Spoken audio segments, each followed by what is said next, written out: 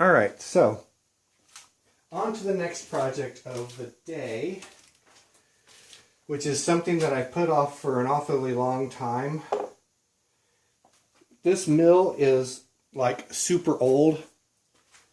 The bottom half of it, the Cochran Bly half, is very possibly as much as 100 years old. The Bridgeport head of it, as I recall, the serial numbers came back to either late 40s or early 50s. So it's wore out, or more wore out than any decent machinist would probably be even remotely inclined to mess with. But I can't tell you how happy I am to have it. However, there are a few things that need some attention, and one of which has been really rearing its head up lately because I've been using this single-edged carbide cutter quite a bit. And when I use this thing, it just really exacerbates the amount of wear that's in the splines on this thing. So imagine that just hammering away when I'm, trying to cut aluminum or steel. So one of the things I've seen people do is either make or buy some collar that'll fit over these splines and drill and tap a hole here and run a spring to it to keep it twisted back against, so that the splines are always engaged, as opposed to just banging back and forth like that. So, well, you guys are probably getting to know me by now. I'm not about to buy something when I can build something.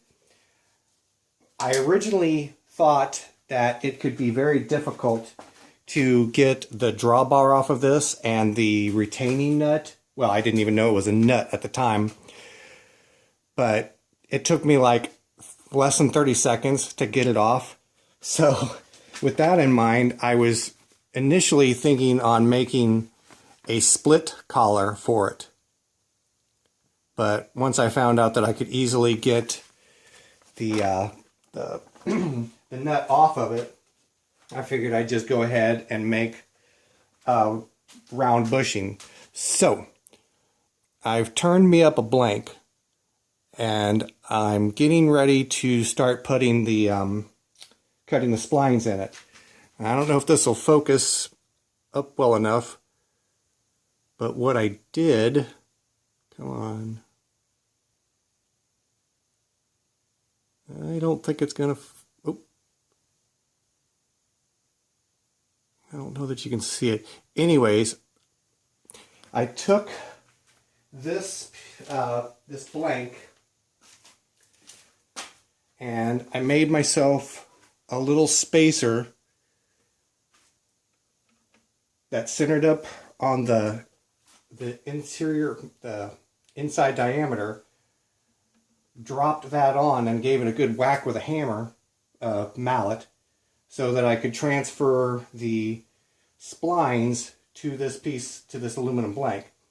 So I've got at least 2/3 of them marked out by that method, and I'll get the rest of them with the layout fluid and mark it out that way, scribe it in. But now I've got to make some modifications to this, but I'm going to use my broaching attachment on the mill. So that will come in handy for the first time in a long time. But I've got to modify this cutter a little bit because I can't quite get it started in there. So I need to make this a little bit shorter. But anyways, it's going to take me quite a while yet to get all that sorted out.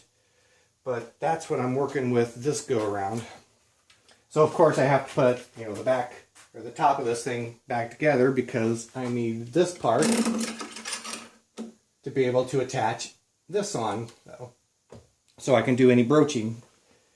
So I'm pretty darn tickled that it only took a few seconds to get it busted loose. So anyways, I've probably yammered on about that more than long enough.